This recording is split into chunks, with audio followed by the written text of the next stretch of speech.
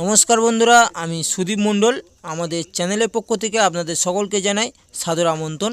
তো বন্ধুরা, আপনারা এই যে রাস্তাটি দেখছেন, এটি 20 ফিট চওড়া একটি পিচ রোড এবং এই রাস্তাটি সোজা চলে গেছে পিয়ালি রেলওয়ে স্টেশন।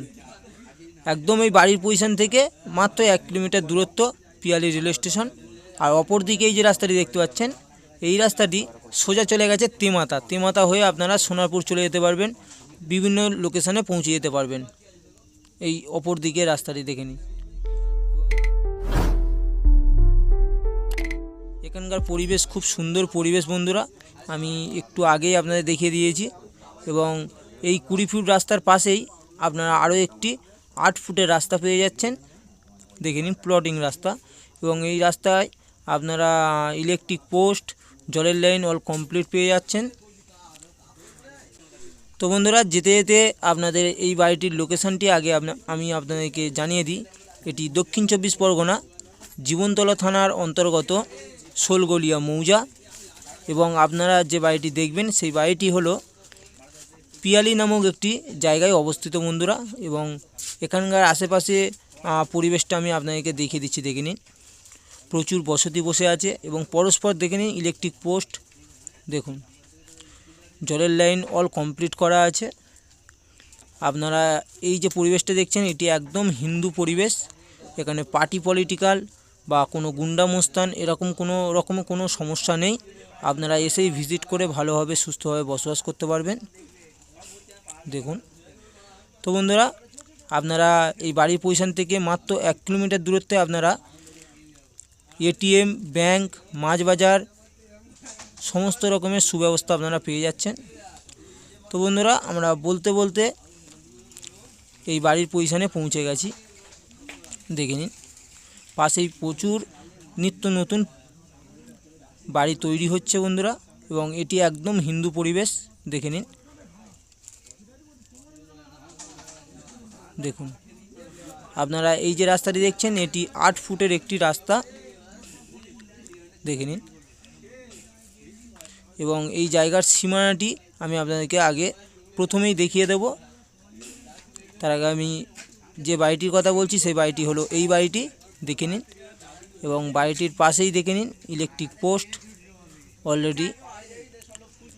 এবং এই যে প্রাচীর দেখছেন, এই প্রাচীরের কোল দিয়ে, দেখে নিন, এই প্রাচীরের কোল দিয়ে একদম ওই শেষ প্রান্তের প্রাচীরের শেষ প্রান্ত পর্যন্ত, দেখে নিন।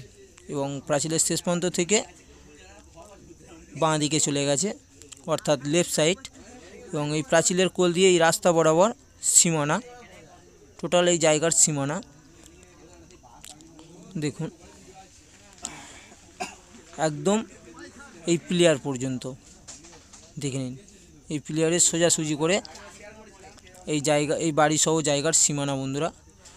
তো বন্ধুরা, জমির পরিমাণ আপনারা 2 কাঠা পেয়ে যাচ্ছেন, 2 কাঠা জমি সহ এই বাড়িটি, দেখে নিন। খুব সুন্দর, অসাধারণ, একদম নতুন বাড়ি। আগে আমি আপনাদের টোটাল সীমানাটি আমি আপনাদেরকে দেখিয়ে দেব, তারপর বাড়ির ভিতরে প্রবেশ করে বাড়িটিও আপনাদেরকে দেখিয়ে দেবো, দেখে নিন। সামনে একটি প্লেয়ার আছে বন্ধুরা, প্লেয়ারটি ভালোভাবে দেখা যাচ্ছে না, আমি আপনাদেরকে ভালোভাবে দেখিয়ে দিচ্ছি, দেখে নিন।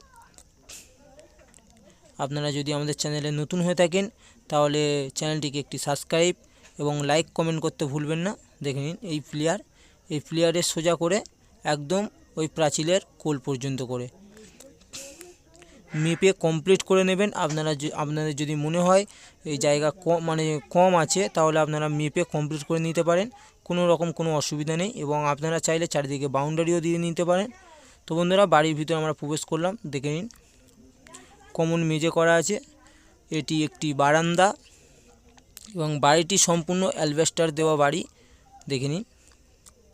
এবং বাড়িটি একদম হিন্দু পরিবেশে, এই বাড়িটি একদম নতুন বাড়ি, মাজা ঘষা এখনও পর্যন্ত মালিক করেনি, ইনকমপ্লিট হয়ে আছে, আপনাদেরকে কমপ্লিট করে নিতে হবে, দেখে নিন, দেখুন।